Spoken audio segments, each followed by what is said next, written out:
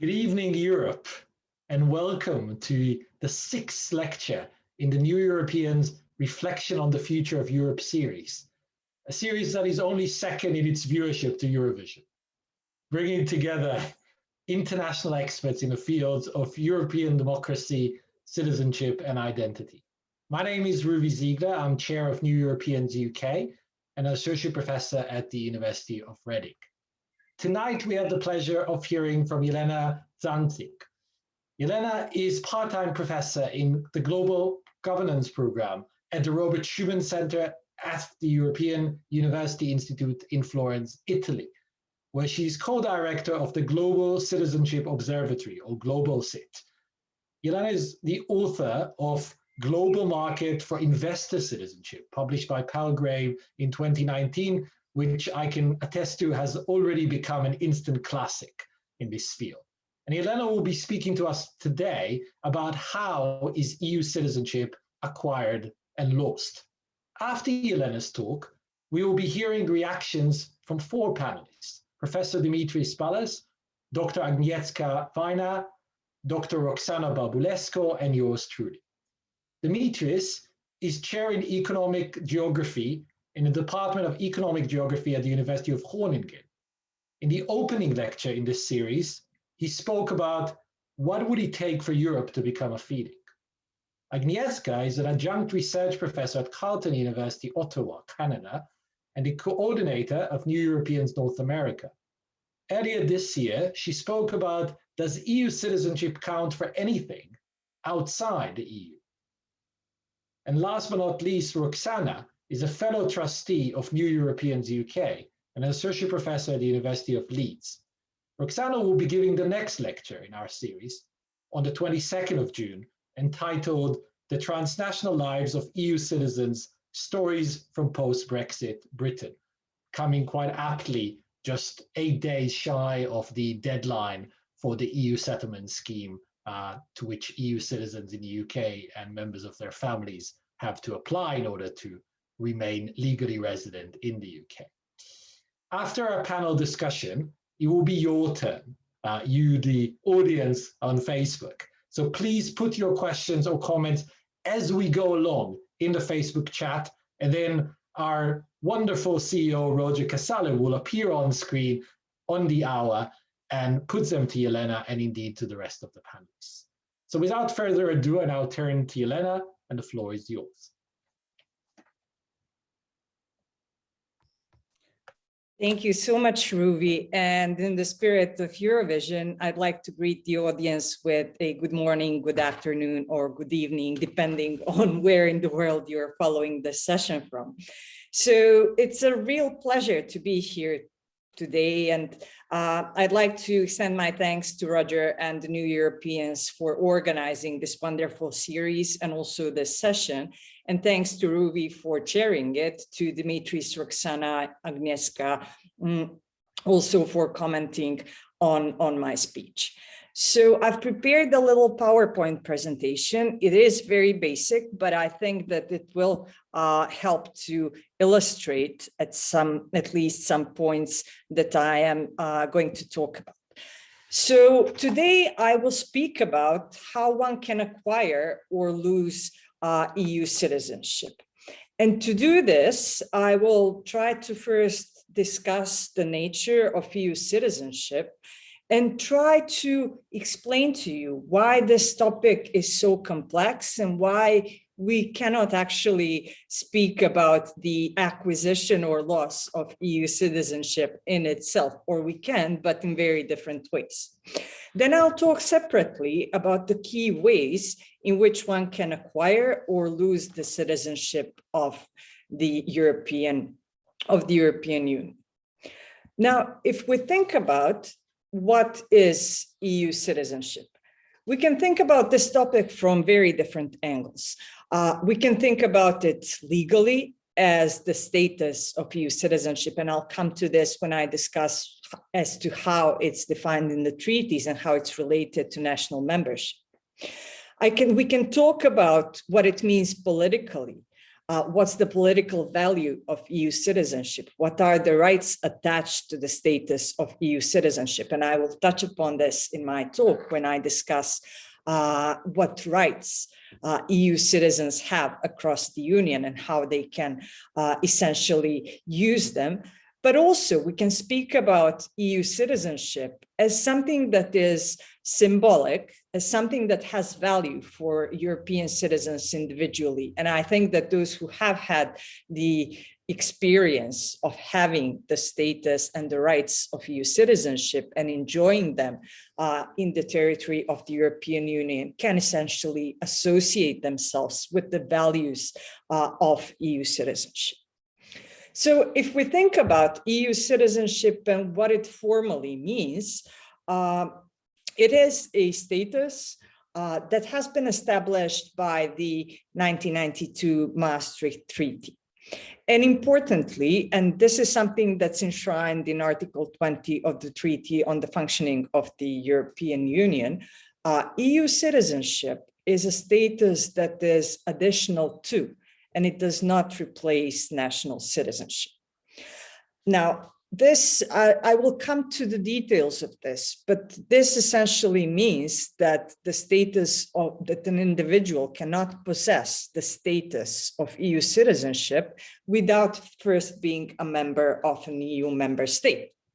Now, the subsequent articles of the Treaty on the Functioning of the European Union spell out the various rights of EU citizenship, including the right to free movement and residence across the Union, voting in local and EP elections, which I know is a topic that Ruvi has studied thoroughly in his previous work, consular protection. And for instance, the right to consular protection was incredibly important at the very start of the COVID-19 pandemic, when a lot of EU nationals have been stranded abroad and have been repatriated, often resorting also to consular assistance by different member states. And I think the numbers range at around 600,000 EU nationals that have been repatriated through various forms of consular assistance.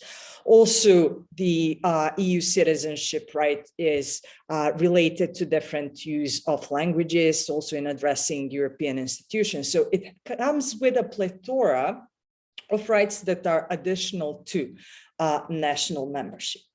So what does this phrase that I've said 5 times so far mean? So additional to EU citizenship means that the status of an EU citizen is a derivative status.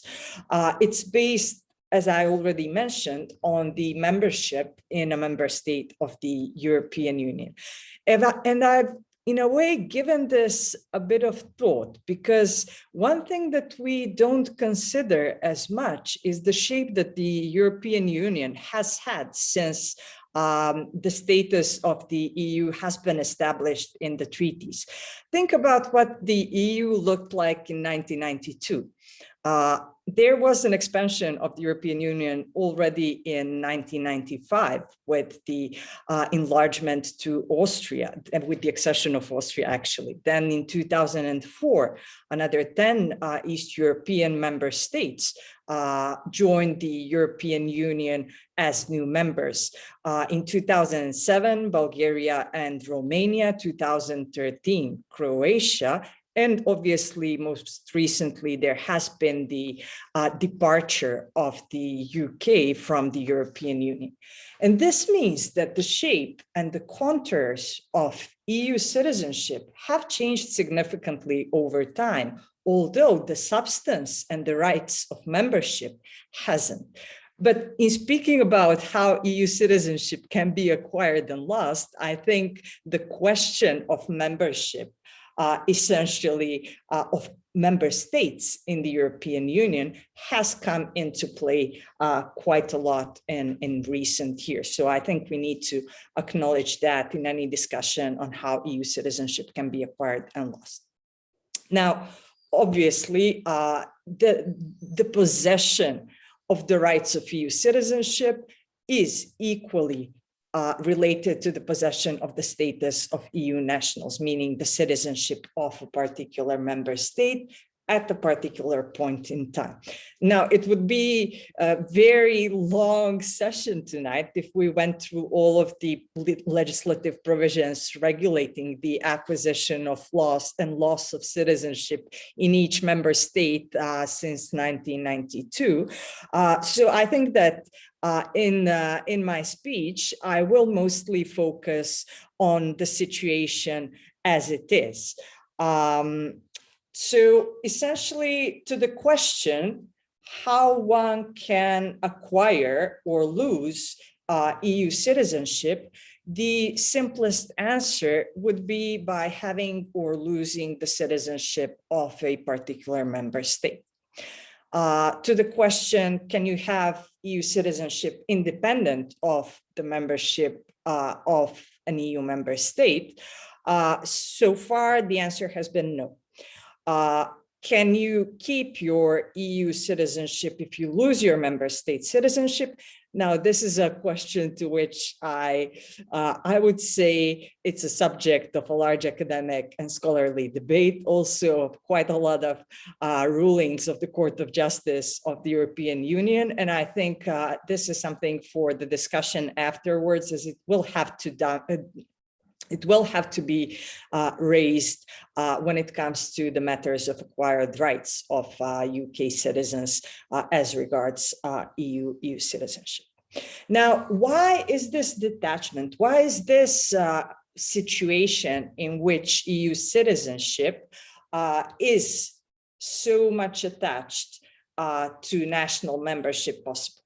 So one reason is obviously the very establishment of the European Union and the failure of the Danish referendum with the adoption of the Maastricht Treaty, when the condition that the EU citizenship status was introduced only as supplementary or additional to national membership and not a substitute to it, was necessarily enshrined in the treaties.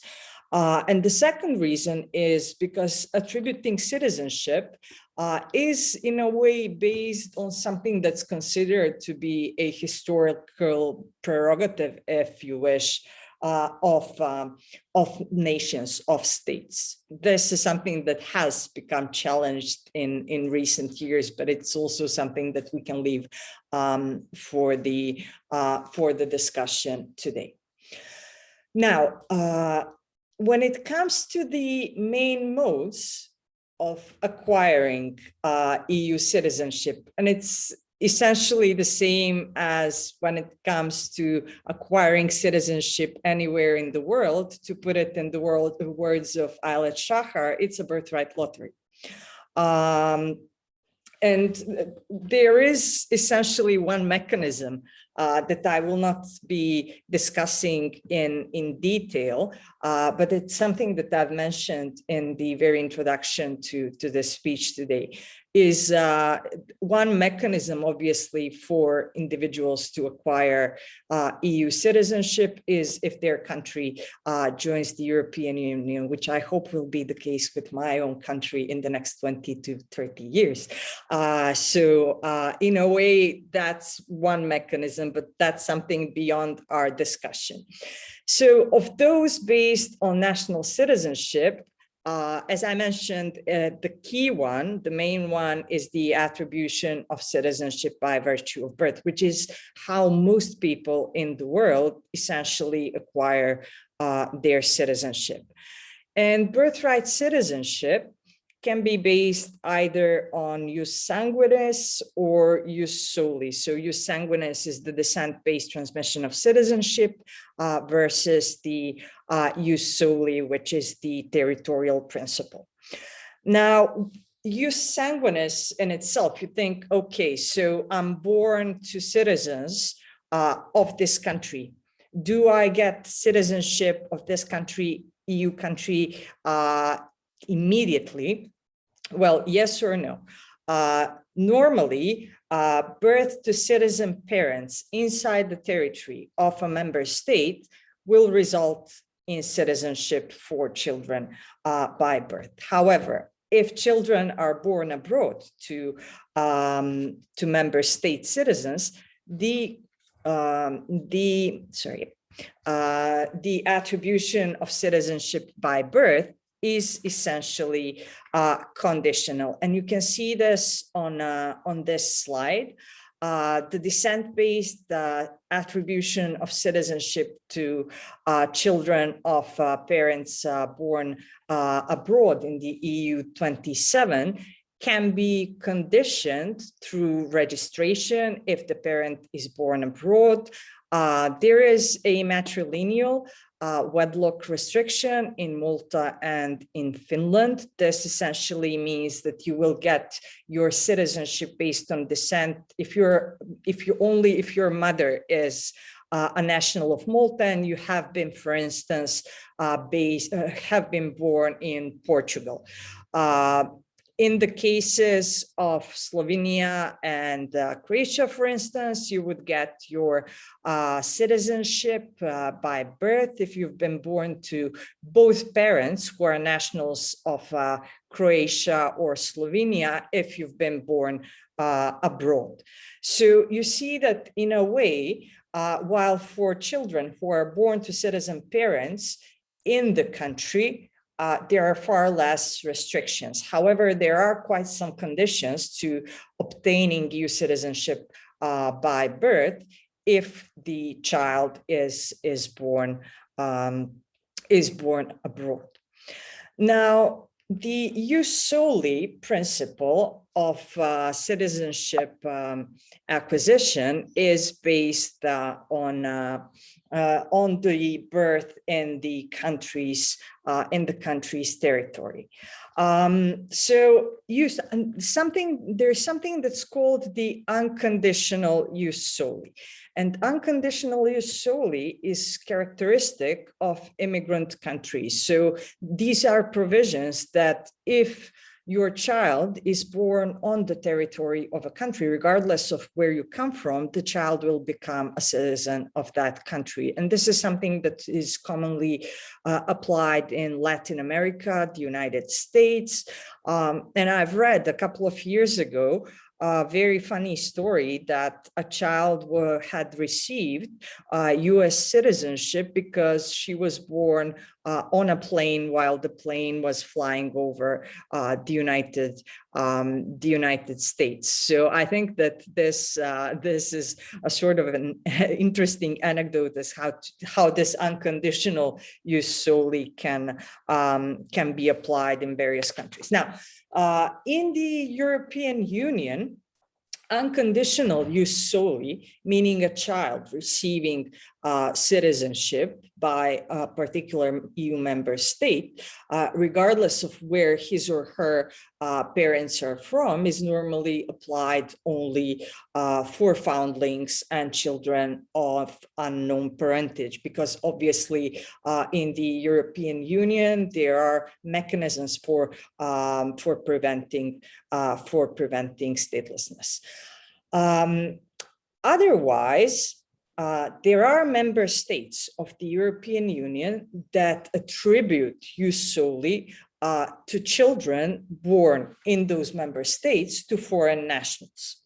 As you can see here on the screen, in Germany, Greece, Ireland, and Portugal, the attribution of jus soli to children born to foreign parents is based on multi-annual residence of the parents in the said member state. So, for instance, being a Montenegrin national, if I lived in Portugal, resided for an X number of years, only then my child would be entitled to receive citizenship by birth in this country. In Belgium, France, Greece, Luxembourg, the Netherlands, Portugal, and Spain, the conditions are different. So the jus soli principle will be applied to children whose at least one parent would be born in the said country. So, for instance, if I were to have a child, if I were still a Montenegrin national having a child in Belgium, this child would be entitled to, would have the right to claim Belgian citizenship only if I had also been born in this country. So in a way, for foreign nationals residing for children of foreign nationals residing in the EU, there are very different rules that change from one country to another. And obviously additional conditions may apply for children who have been born in the EU's member states to foreigner parents. Now, if you haven't been lucky enough to have been born into EU citizenship, or if you haven't been entitled to it by means of birth, and in this case, you would have to go through a procedure that's referred to as registration, you would have to go through a process of naturalization. So naturalization is, put simply, the procedure for becoming a citizen of a country. And it's based on two things. One thing that's required for naturalization are the grounds for naturalization. And these basic grounds can entail residence, it can be marriage or partnership, adoption, there can be cultural grounds or merit or base or contribution based grounds. In addition to the grounds for naturalization, there are also the conditions for naturalization.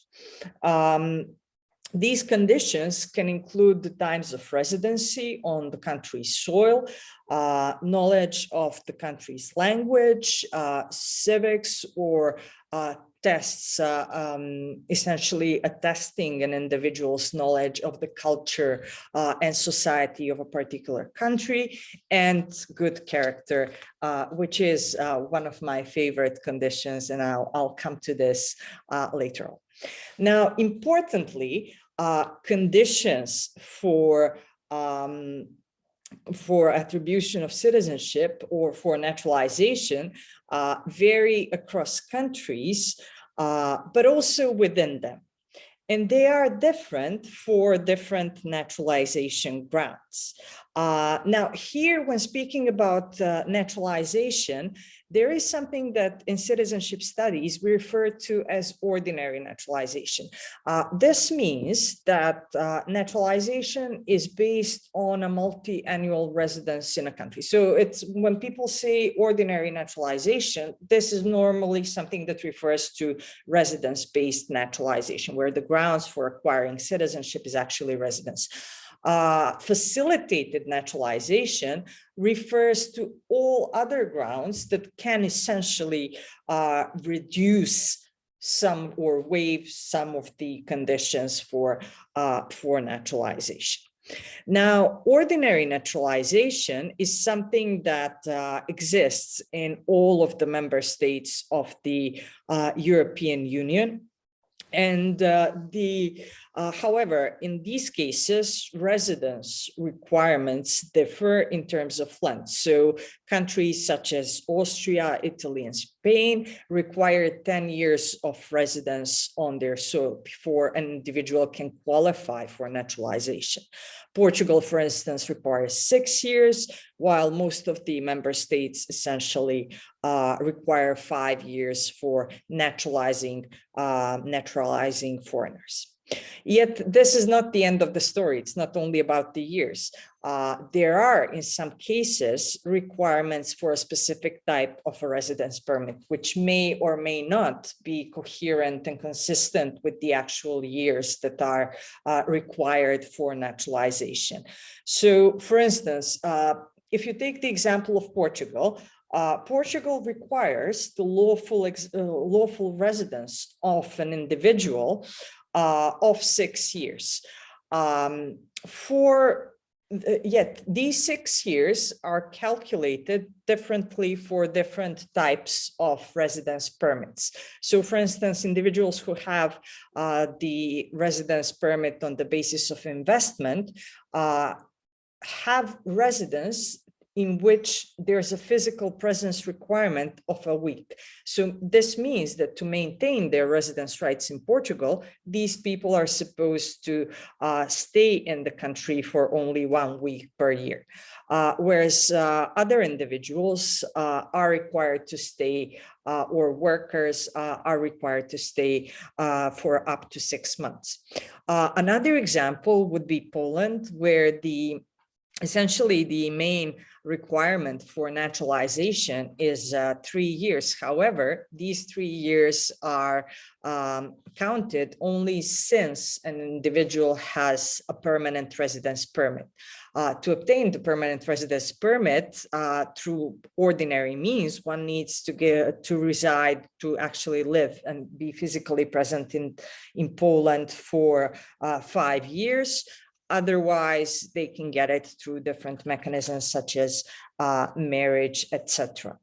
Now, in addition to this residence requirement, which varies across countries, there are EU member states that ask individuals to renounce their citizenship of origin. And this is the case inter alia in Austria, Bulgaria, Croatia, Germany, the Baltic states, the Netherlands, and Slovenia.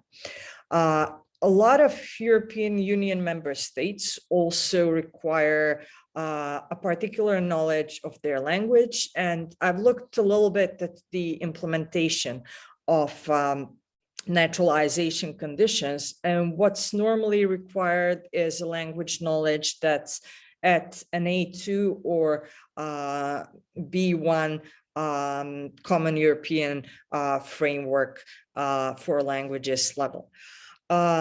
Estonia, Greece, Hungary, Romania, and Slovenia also implement or test some knowledge of the civics, so of the culture and society of the country where one is naturalizing. Now, these conditions can also go in a financial or an economic direction. So an individual is also required to have the means of support. And when I say the means of support, there are usually minimum amounts of income that one needs to have when they wish to naturalize. And Jeremiah Stadelmeier from the University of Vienna has done wonderful work comparing the different amounts of income that one needs to have in order to naturalize. There can also be very specific questions when it comes to an individual's ability to maintain or support themselves and or their families. And there is the example of Denmark, for instance, which requires the individual not to have been using state's benefits in the 3 years, if I remember correctly, before naturalization. And obviously there is, as I've mentioned, my favorite naturalization condition of good character, which consists of two things.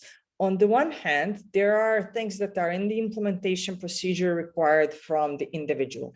And this means that you're asked to bring a proof of non-conviction and a proof that you have no pending charges. So this is what, as an applicant for EU citizenship, you would do.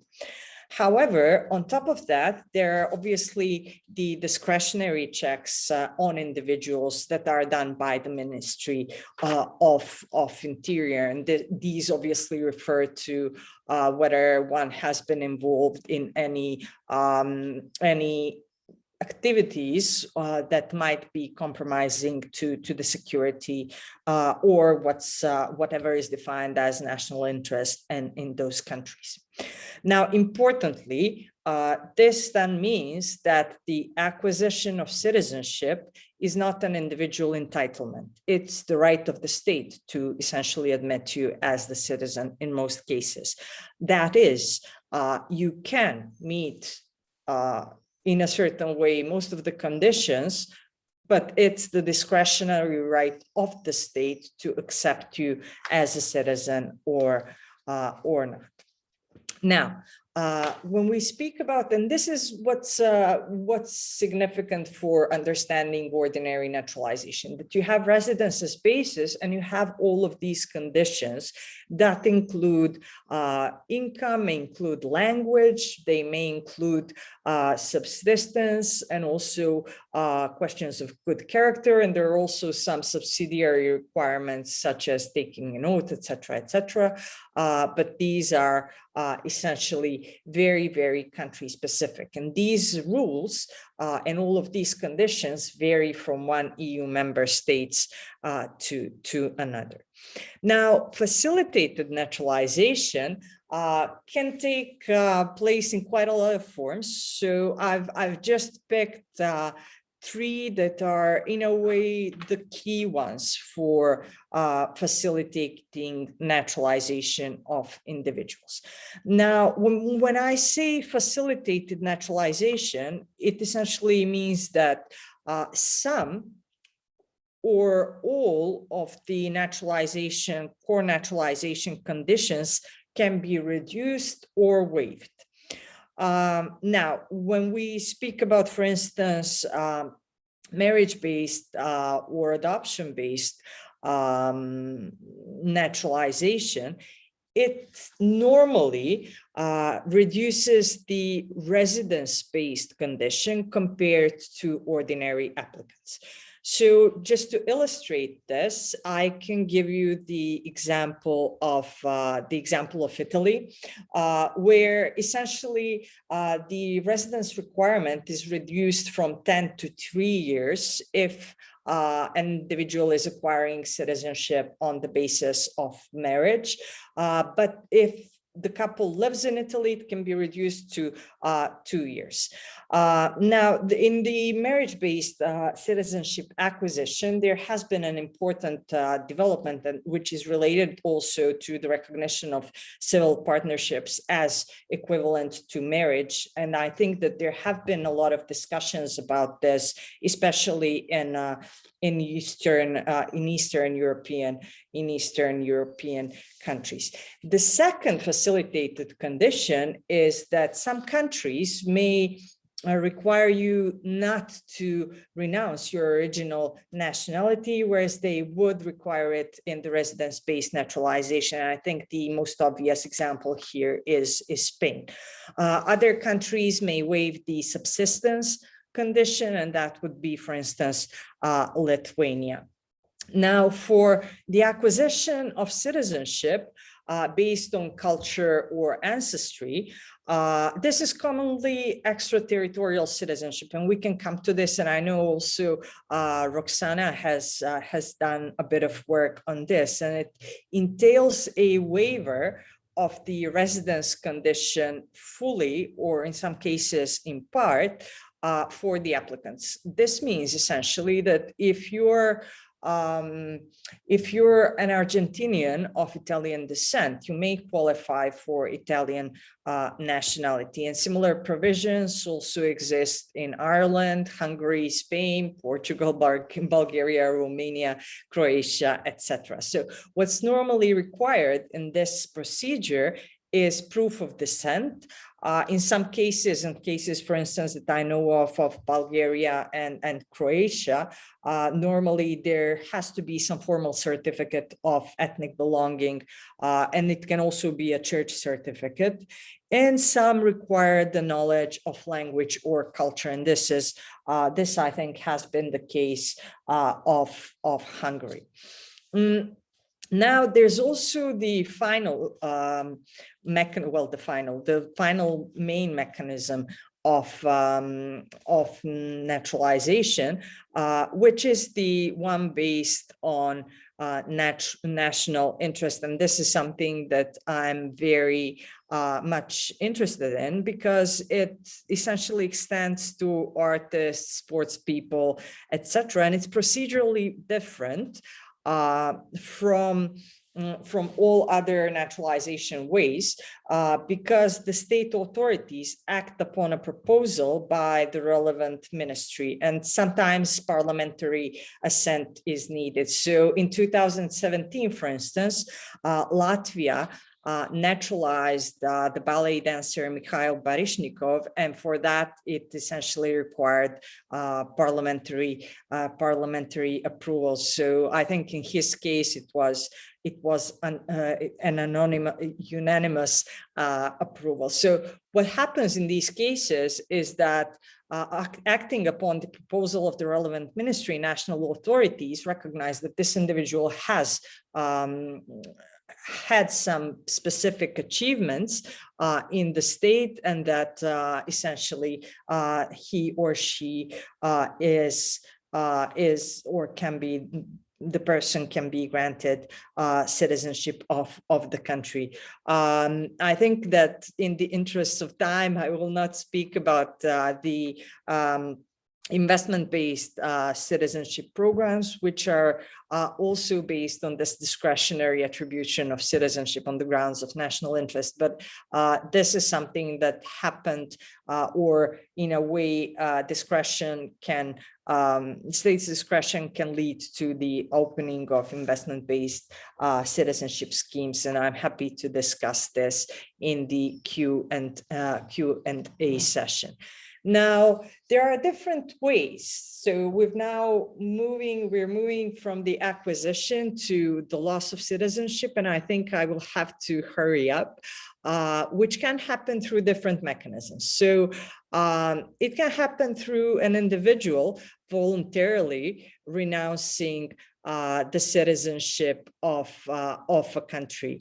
So essentially, it can happen also through the revocation of citizenship due to residence in another EU member state or a third country, the withdrawal due to activities that are linked to terrorism or fighting in armed conflicts abroad, or due to fraud, meaning that if you commit fraud in the process of acquiring citizenship, then your citizenship of an EU member state can be withdrawn. And here I'm just showing you a wonderful image showing which member states, in which member states you can lose citizenship on different grounds. And this has been prepared by our wonderful research assistant, Ashley Manta-Hollands.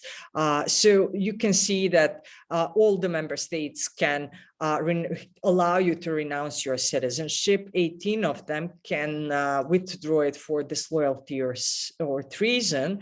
12 EU member states can revoke citizenship of individuals who enter military service of another country, and 9 can revoke citizenship of individuals for prolonged residence in another country. So you see that there's a plethora of mechanisms through which individuals can lose their EU citizenship, and we can discuss about the procedures in the Q&A session, as it's also related to some landmark cases of the Court of Justice of the European Union. Now, just to briefly conclude, as you can see from my speech, studying EU citizenship and acquisition and loss of EU citizenship is very complex because it entails a mosaic of citizenship policies which vary not only across the EU, but also within the member states themselves. And what we could see is that EU citizenship, the contours of EU citizenship, meaning both the policies and what it entails and for whom, are very much subject to change, not only in terms of regulation, but also as regards implementation. So I'll stop here. Thank you so much. And apologies if I went over time. I could not see the clock on Zoom. That's all right. Thank you very, very much, Jelena. This was comprehensive and thought-provoking. I mean, even though what you have done was describe to us the situation, I think through that description, so much normative challenge arises of multiple dimensions, and I'm sure the discussion we're just about to have will thresh out some of those challenges further. So without further ado, let me first turn to Roxana and see your kind of reflections and perhaps questions to Jelena. Jelena, thank you so much for your presentation. Fantastic as always. And it's been really wonderful to have this trip across Europe, thinking in the various member states and to understand how each regulates, envisage and sets ideals in its citizenship policies. Thinking in the European dimension, the European citizenship is such a unique political artifact to some extent. There's nothing else in the world at the moment as such. And I remember when I published my book, I had the copywriter was a person from the US, and when there was something about all the rights and the properties of European citizenship, and she said, like, please check, is this really so? Because it's so difficult for others to comprehend that it's not only a free mobility regime, but there are also political rights and social coordination, limited, but still in some essential services. So I think that one of the questions that I had, and potentially that could also interest our viewers, is what does it mean that the member states still retain control and a complete competence on access to nationality and how they lose? I mean, sometimes you do see this passion, and because of the council, there are these meetings with all the ministries of interior, and there is policy sharing, policy learning from one another. What does it mean, and where are the commonalities that this still emerge? And that's one question. The second is I know you know the fantastic work at the Global Citizenship Observatory. And I wanted to, and I know you're monitoring constantly all the policy domains. And I wanted to ask you, and for the interest of our viewers as well, where do you see the most intensity activity going, in which policy area or domain that you see more changes? Because as I said earlier, it is discretion, it is exclusive competence, but still so much is, still a lot of dialogue and learning takes place at the European level. And I had also a question about discretionary aspect of citizenship. I mean, this is the one that we feel, particularly in this neoliberal context, and Christian Jopke's latest book, it goes a little bit in this dimension of the neoliberal development transformation of citizenship over the last decade even. And it's the one that we are most uncomfortable with, because if that is so, and there is a neoliberal transformation of citizenship, then citizenship is something earned.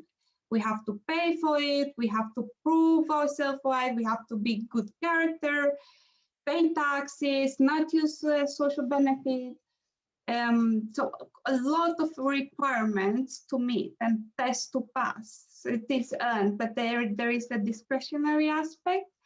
And I wanted also to pose a question for you. I know that we are now a little bit out, Britain is outside of the EU, and it was such a reminder to see UK not in there in the data that you are presenting. It's still a novelty, to be honest. And I wanted to ask you how you see where you would put the Windrush scandal and this kind of amnesia of the colonial past, and what happens, because yes, we've been talking about ancestry and cultural affinity, but there is still not, some states have it with kin countries, but there is still something lingering of the decolonial past. So yeah, sorry about the too many questions, but I'm really interested and really enjoyed your talk. Thank you. That's wonderful, Roxana. So I'll turn to Dimitris, and then after Roxana and Dimitris's questions, we'll turn to Jelena. So we'll do this in pairs, and then I'll come to Agnieszka. So we don't bombard Jelena with too many things at once. So Dimitris, over to you. Thank you, Ruvi, and thank you so much, Jelena, for a fantastic presentation. Very, very informative and thought-provoking.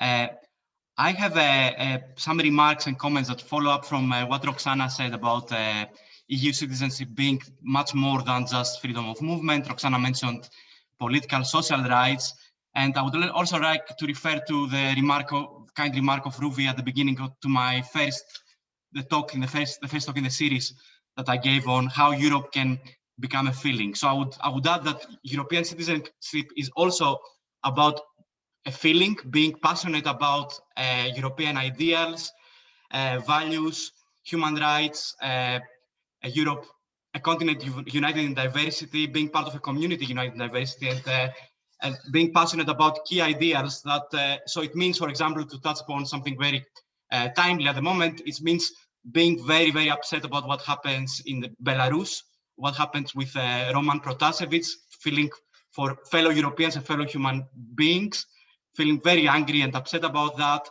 This is what is, so it's much more than freedom of movement, much more than rights. I would say it's about an idea, and I would dare say it's about beyond Europe as well. It's an idea, it's human rights, abolition of death penalty, and many things I also mentioned back in November in my talk. So I would say in relation to that, and that coming to my question, one of the countries where its citizens were perhaps least passionate about Europe were a country that I lived for many, many years. I consider it to be my home country as well, Britain.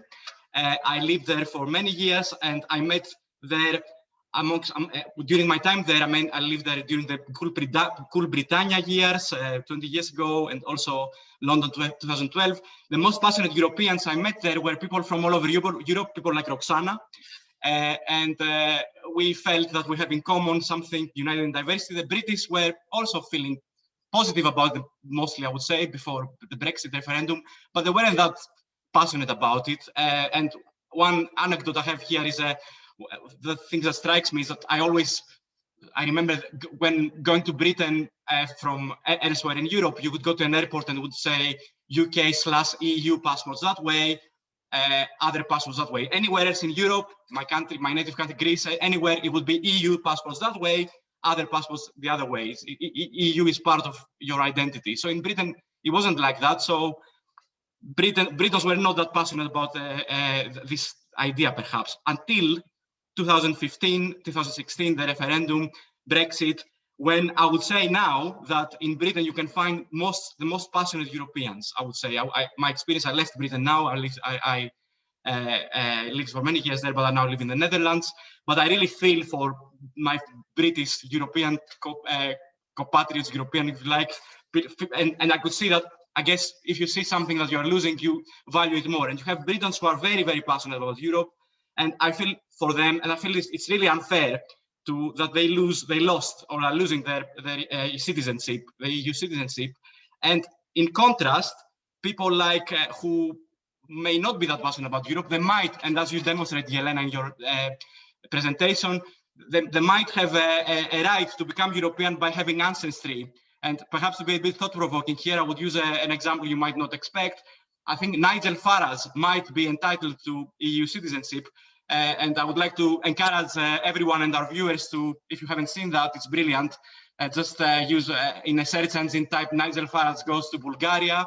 You will see a fantastic show with Jon Snow. And at some point, I think 7-8 minutes into the 10 minutes video, Nigel Farage is asked about the origin of his name. And it says that he has a French immigrant background. So potentially Nigel Farage might be entitled to French and by extension EU citizenship, and many of the millions Britons who are passionate about Europe aren't.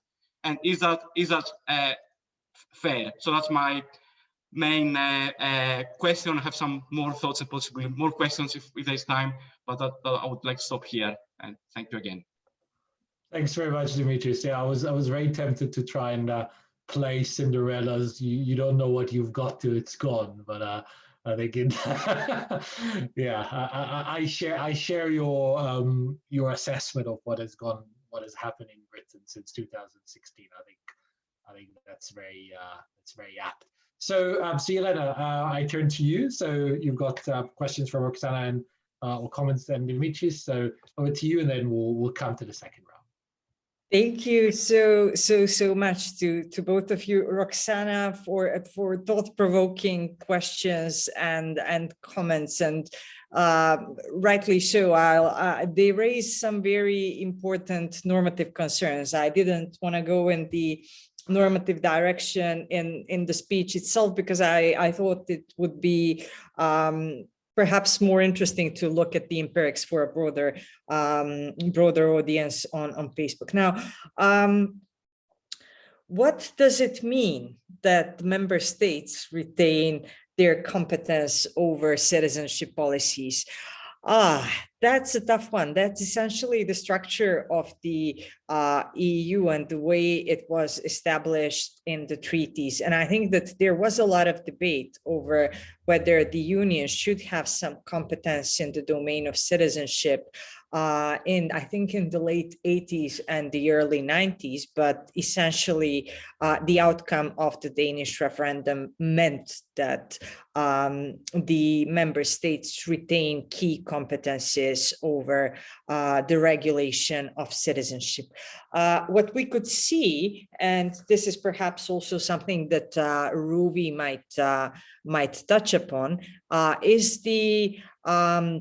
are the cases of the Court of Justice of the European Union, which in a sense has proven to be one of the major safeguards of the rights of EU citizenship. And there have been landmark cases, including Rothman, where it has been ruled that an EU citizen can't just lose their EU citizenship rights out of the blue. So I think that while member states retain significant competence over citizenship policies, especially in the domain of citizenship laws, the Court of Justice of the European Union has made a tremendous impact.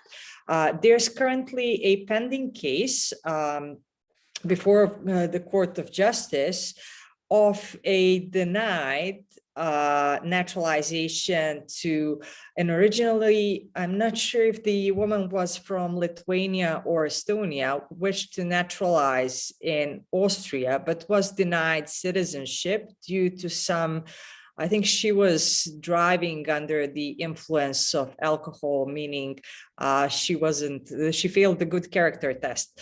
So this, as a result, because she was asked to renounce her original citizenship as a condition to gain the citizenship of Austria.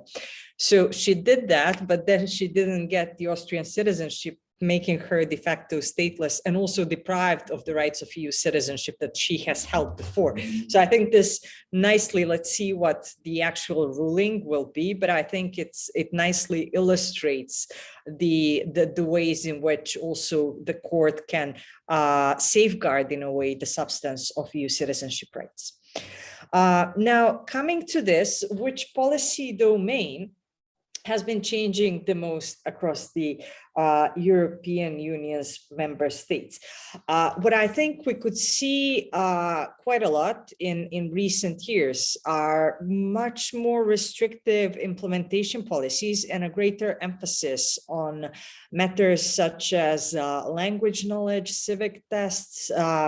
More and more countries are introducing obligatory language tests as requirements for naturalization, and obviously much more due diligence checks. So I think that this is the dimension when it comes to citizenship laws, citizenship acquisition, and also in the domain of citizenship laws, again, mostly cases which have had to deal with security. So I would say that there has been a sort of a securitization, if you wish, of citizenship policies. But I think it's not only a matter in the European Union, but also, and this is where I come to your next question, but also in many of the countries that would today define themselves as liberal democracies.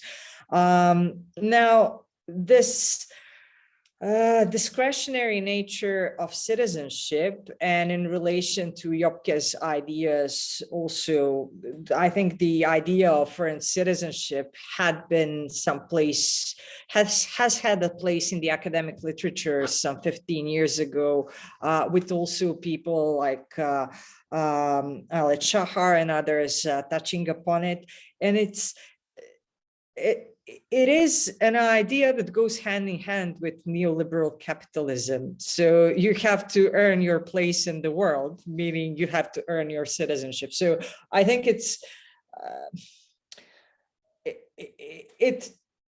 it follows in a way, but what my opinion is that it's not always the case. We can see these mounting requirements, but also we can see different modalities and the rise of different ways for becoming a citizen or a member of different countries.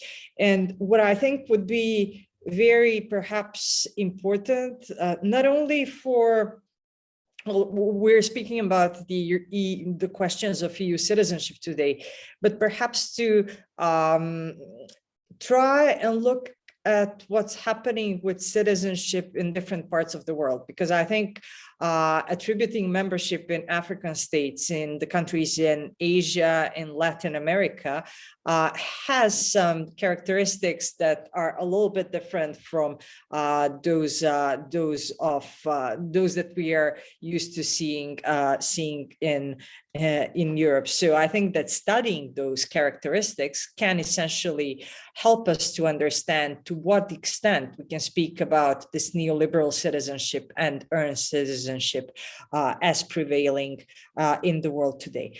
Now, the UK is a fascinating case. And now this said, I would really like to invite you, and I'm trying to sell my own observatory.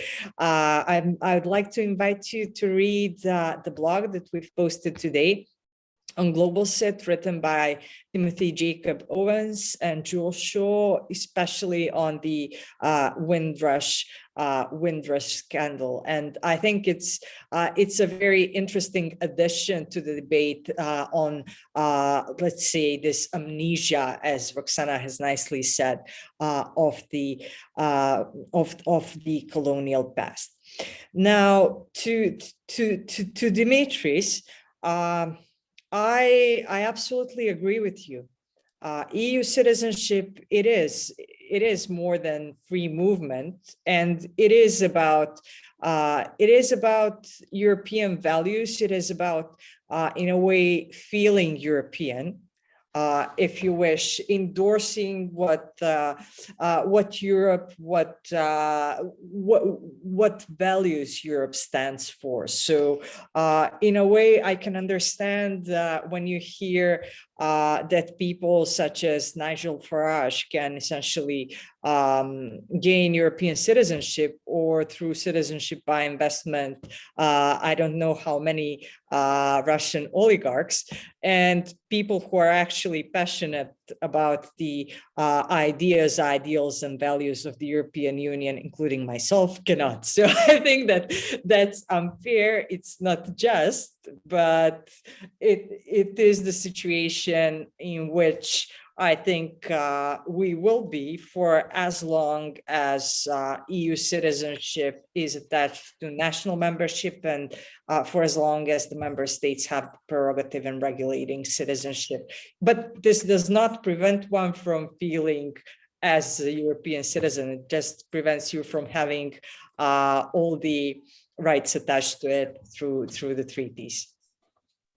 Brilliant. Thank you very much, Jelena. So I'll turn to Agnieszka, and then I'll throw in a couple of comments on mine as well. So Agnieszka, floor is yours. Thank you. Thank you. That was really interesting. And in some moments, I found it very revealing, actually, because it's true that the rules and regulations and laws, they change all the time. And so I have a question, actually, about this. when I have been listening to you and then to questions by Roxana, what comes to my mind is why can't we have at least some benchmarks, you know, the benchmarks on the EU level, what to do. And I understand that there is the political issue and the member states usually say, oh, you know, we have the heritage, we have the history, but then they keep changing the rules every year. So what is it? Why can't they change it in one direction? Or maybe this is happening, but we don't see the big picture. So this is my question number one. And then also I had the question about the investors' citizenship, because I really don't like the term. I think that people get this idea that, you know, you come with the money and you immediately get the passport, which is not true. This is absolutely not true. You have to get the PR, right, first. And then, so I wonder how many people actually get to the stage of the citizenship, like the real one, how easy it is to go from the investment PR, the permanent residency, to actual passport. Do we have research on that? Because I know that, for example, in Canada is of course much easier, but this is why these programs have been stopped for a while, and we don't know when they will actually resume. So yeah, these are my two main questions, and maybe the last observation. When you are speaking about the colonial, you know, past and citizenship, you know, I live in Canada now, so of course we used to be a colony of 2 European countries, and I was wondering, you know, how this past can be translated maybe in the future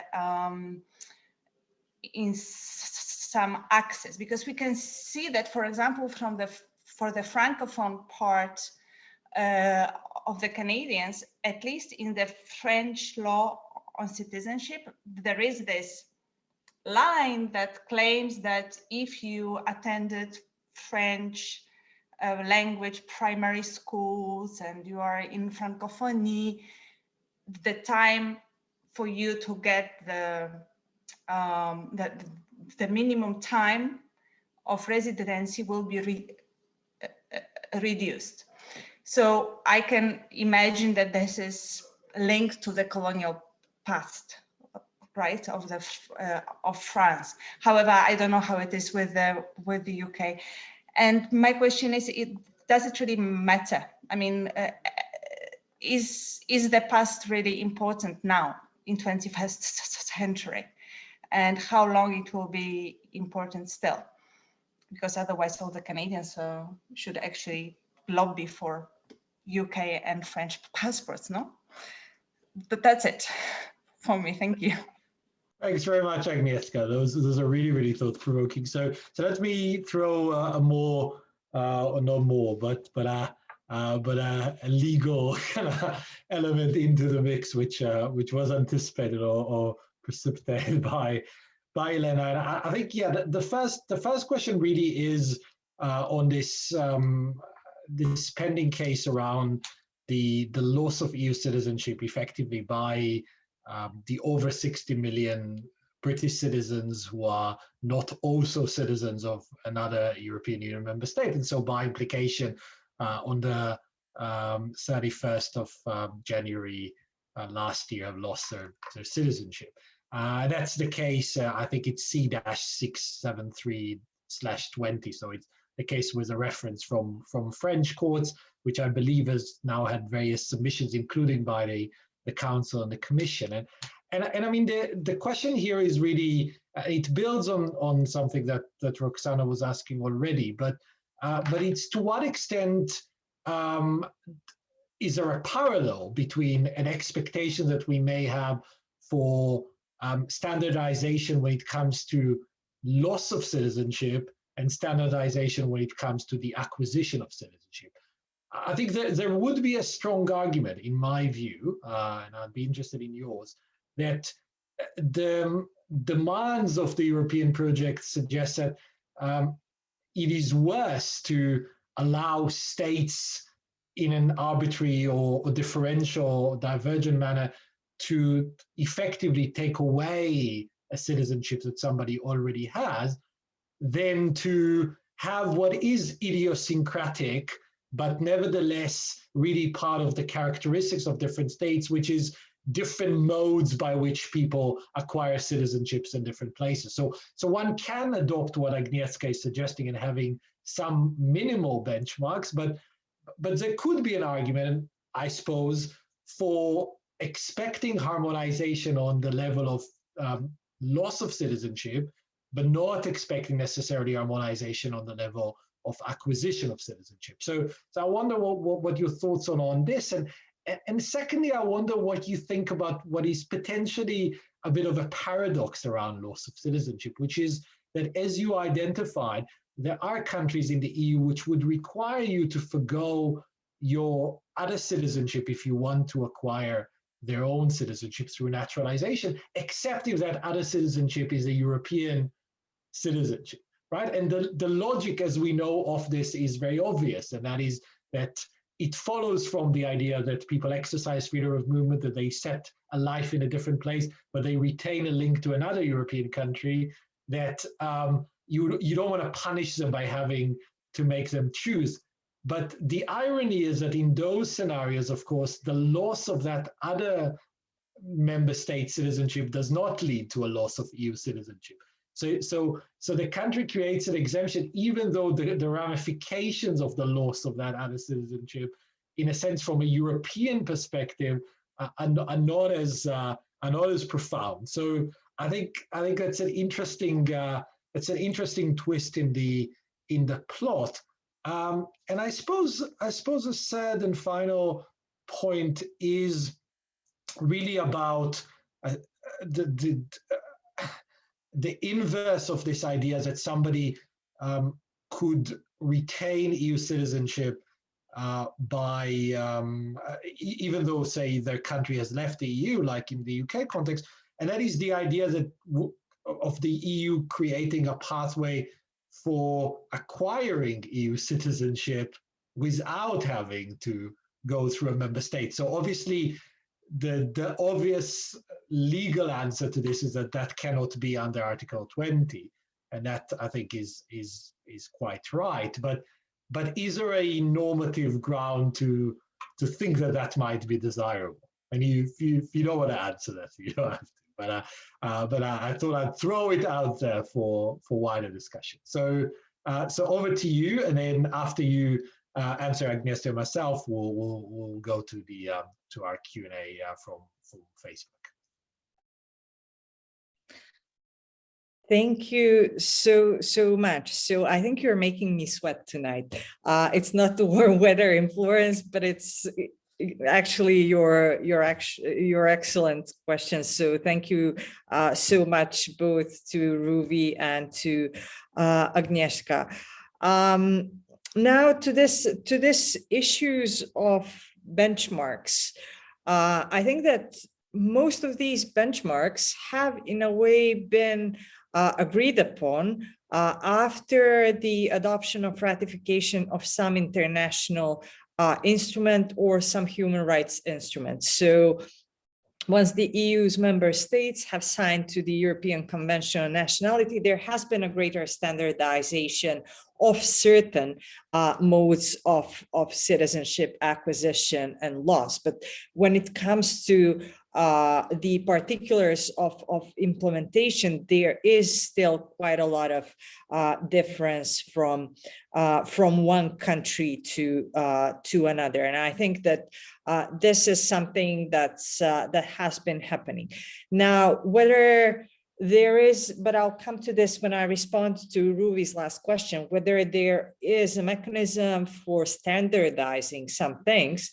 As Ruvi has rightly mentioned, under Article 20, not quite, but we can perhaps talk about different options, and I'll mention something that might be an interesting idea also in the European Union space.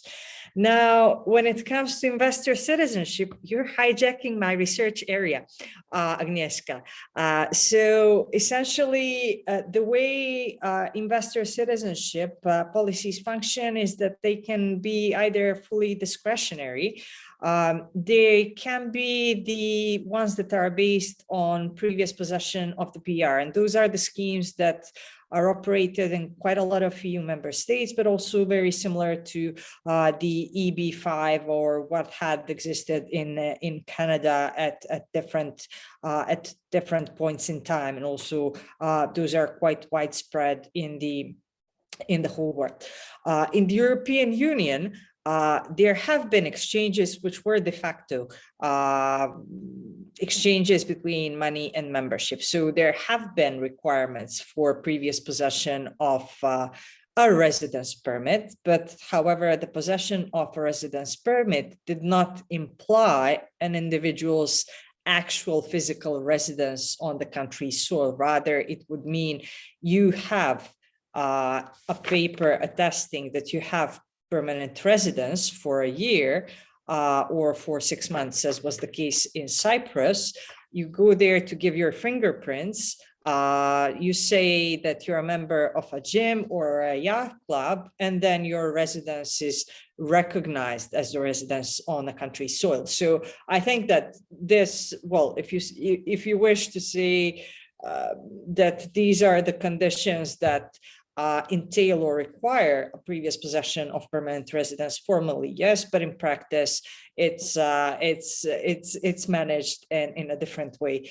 And also there are programs, but I won't go into that because it will take us back to the colonial and post-colonial environments where you can just go and purchase a house or invest large, well, not that large anymore, amount of money and obtain citizenship.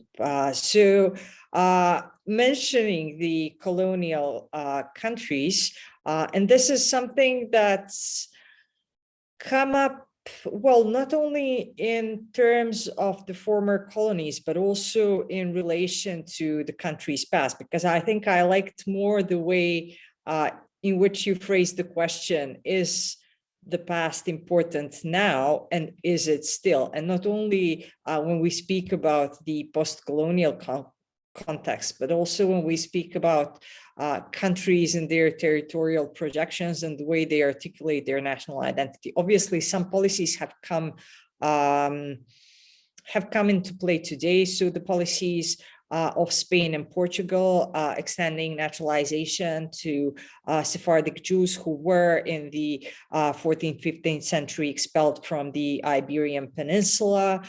We have policies that redress past wrongs, I think, in part in some Central European countries. We have policies that are based on facilitating naturalization to some historically, we'll say, imagined territories. And this is something that happens quite often in the Balkans, in the Balkan region. So I think that these are places where history and past come to matter in the construction of national citizenship. Now, obviously, the extent to which this happens varies from one country to another and from the salience of a particular issue in one country or the other. Now, Ruvi, this one is a tough one, the one related to the case of loss of EU citizenship that's pending before the Court of Justice of the European Union, and to what extent we can draw parallels between the loss and acquisition of citizenship in this domain. But I guess what my response would be, we would need to wait and see, because I think what the, let's say, the track record or of the court's decisions has been in some cases quite surprising. So I think that there will be quite a lot of interesting developments that will be related to European citizenship in the coming months or years. Now, as to the paradox of EU citizenship and the tolerance of dual citizenship for EU member states, and that's a fascinating issue. I actually was thinking of including another slide, which would have brought me further down over time, about the member states tolerating the acquisition of citizenship of another member states by waiving this renunciation requirement. And I think you're absolutely right that this is a paradoxical situation in which you find this facilitation, which, in addition to sincere cooperation, but this is something where I think what Dimitris has mentioned, this perhaps what it means to be European in different countries comes along. So I think it's also based on the idea, of the EU's movement, but also in something that you could also see in the court's decisions in recent years, which are these references to the space of the political space, or the construction of the political space of the European Union and the Union's territories. Now, as to pathways for in a way, retaining EU citizenship without member states' nationality or member states' citizenship, I think it's a very interesting question.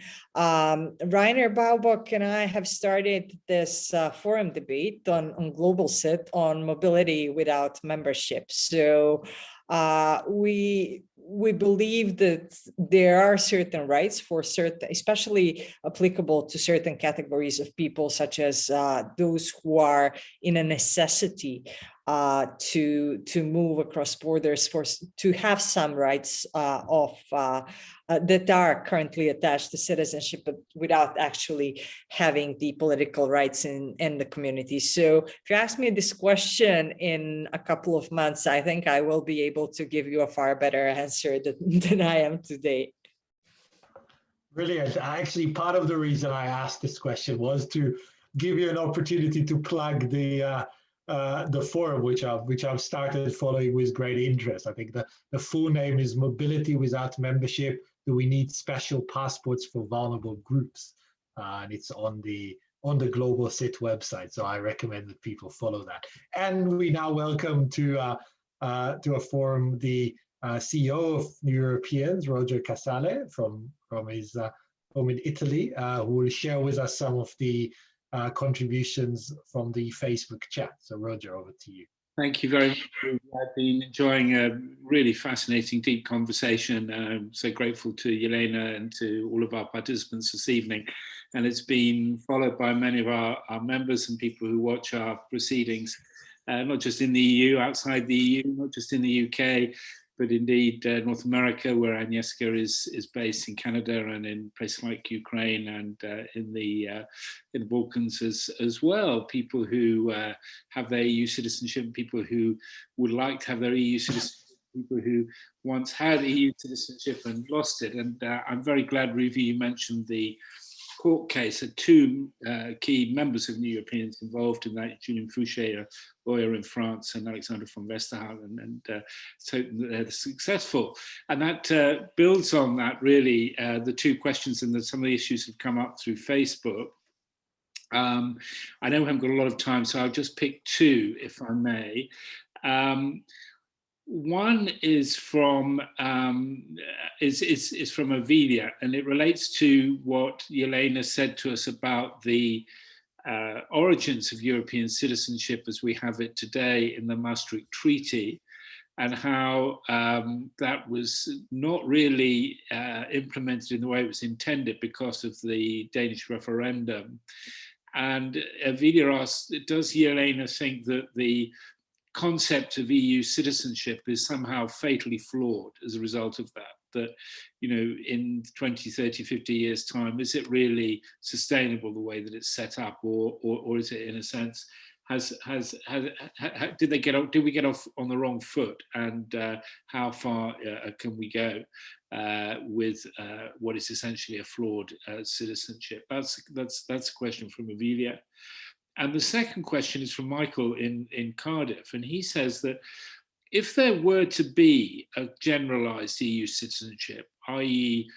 not one that is linked to your, you know, added on to your membership of an EU member state, if there were to be something like that, if we did that thought experiment, let's say that we wake up tomorrow morning and such a thing exists, would it replace the EU citizenship that we have at the moment, or would it just be an alternative pathway to EU citizenship and coexist with the current system?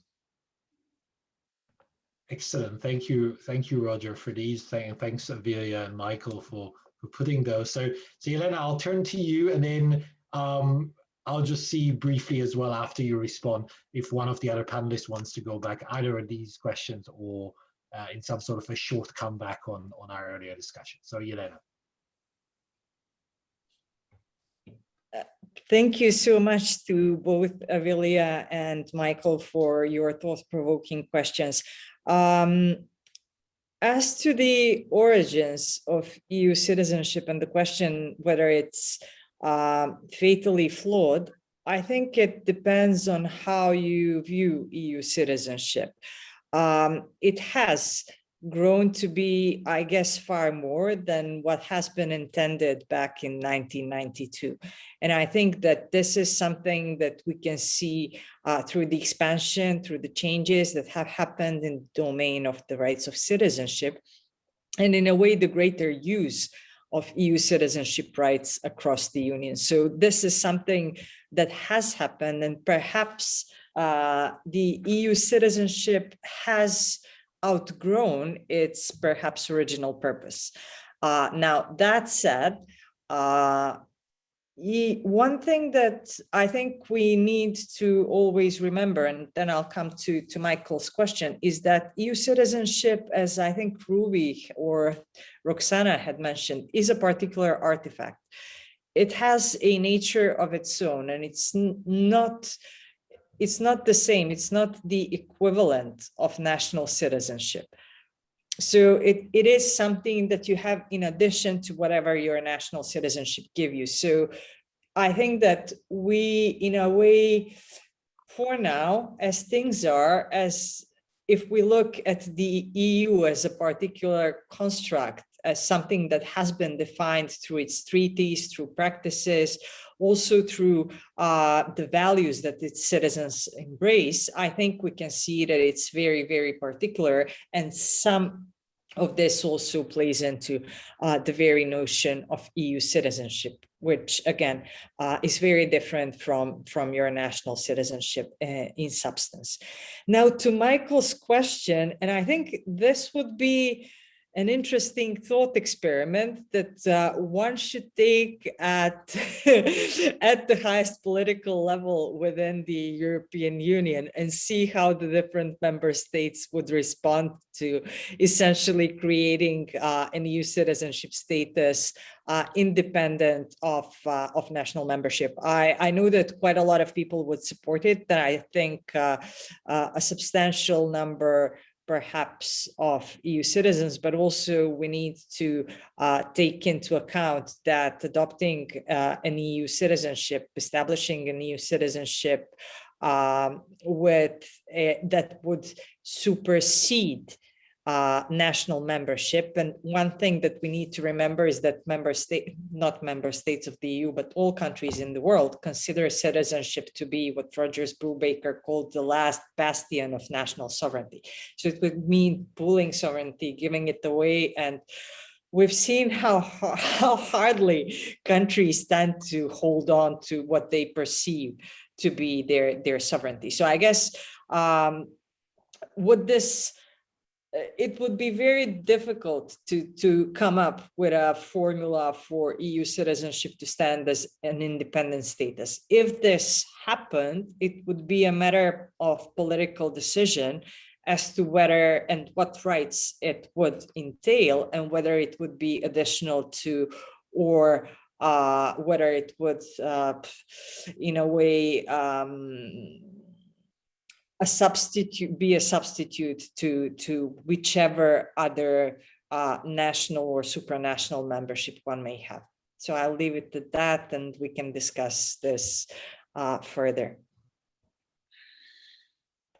Thank you, Jelena. Yeah, I suppose with the thought experiment, one could imagine all EU citizens having that awarded to them by a European Union institution rather than by their member states, and having, in the same way, perhaps there'll be a COVID passport that will be done on an EU level, but time will tell. I know Demetrius wanted to come in as well, so I'll turn to you, and then if Roxana or Agrieta want a final word, then I'm happy to turn to them as well. Demetrius. Thank you, Ruvi. Just wanted to add to that thought experiment idea, and also refer to both to Michael's question, but also earlier points made by Jelena in her presentation. All this discussion reminded me of, well, I'd like to refer back to the idea of a feeling, citizenship, what does it symbolize being European? So going beyond a legal document. And if we think of it like that, then it becomes irrelevant whether it replaces any legal document. It's an idea, and I would like to think that anyone, if they endorse the ideals, they can be European, even they don't have to be in Europe. It's the ideals. And I think a best example, and also given that tomorrow is the 40th anniversary of the Greek accession to the EU, and I think the President of the European Parliament is going to Athens to symbolize that.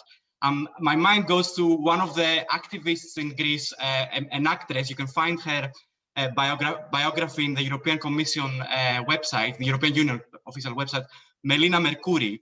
She was an actress, and in 1967, when the colonials brutally took over power in Greece by force, she was in the United States, and she was one of the prominent activists against the colonials, the military dictatorship, and that symbolizes what it means to be European and Greek, I would say.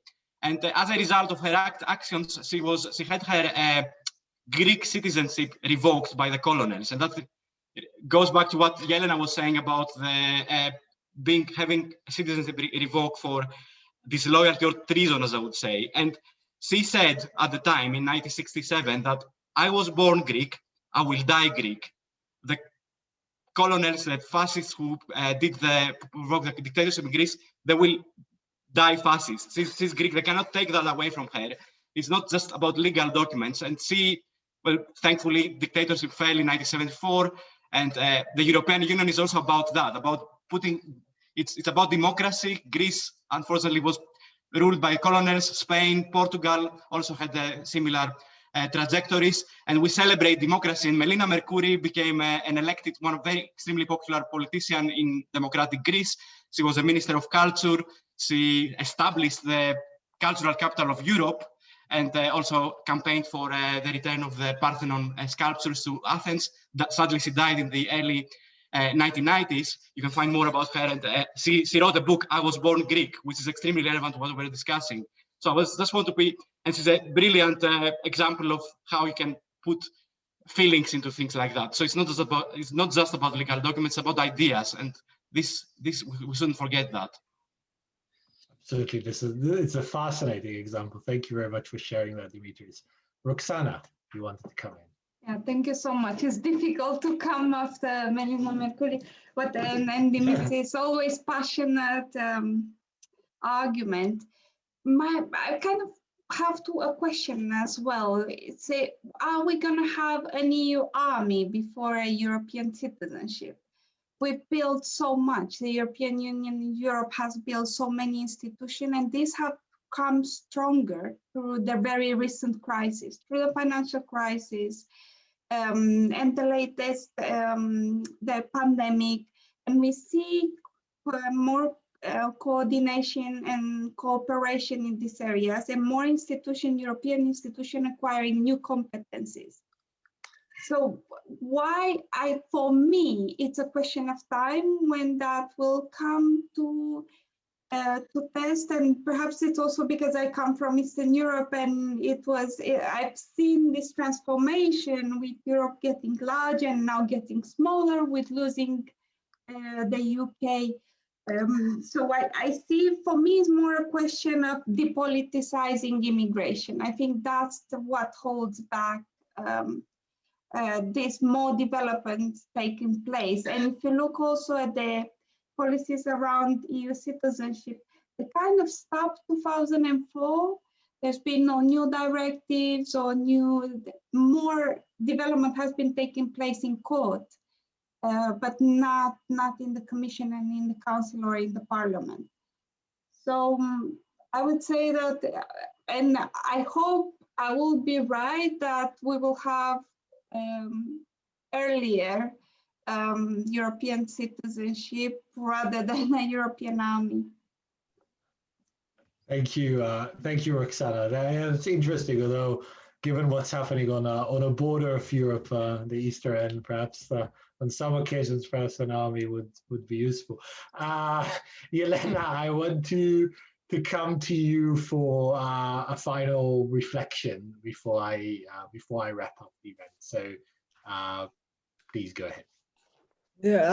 Just to say that we have opened the questions related to EU citizenship this evening, and I think Roger has done an amazing job with putting up this series of discussions on the future of Europe. And I think EU citizenship is something that's continuously evolving and transforming.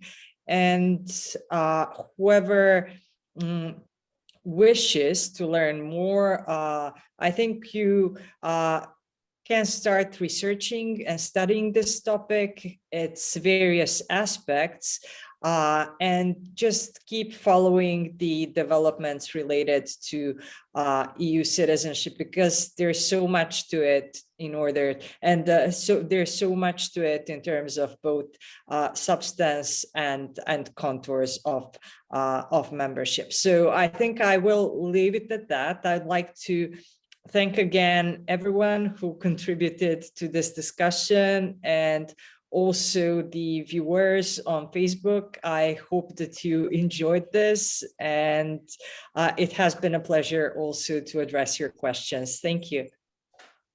Thank you, Jelena. So I want to end this event by again thanking Roxana, Dimitris, and Agnieszka for their brilliant commentaries and for the commentaries also from our Facebook audience, from Michael and Avilia. To of course thank Jelena for provoking us into thinking about all these very profound questions, and very suitably coming after some of our previous lectures in this series.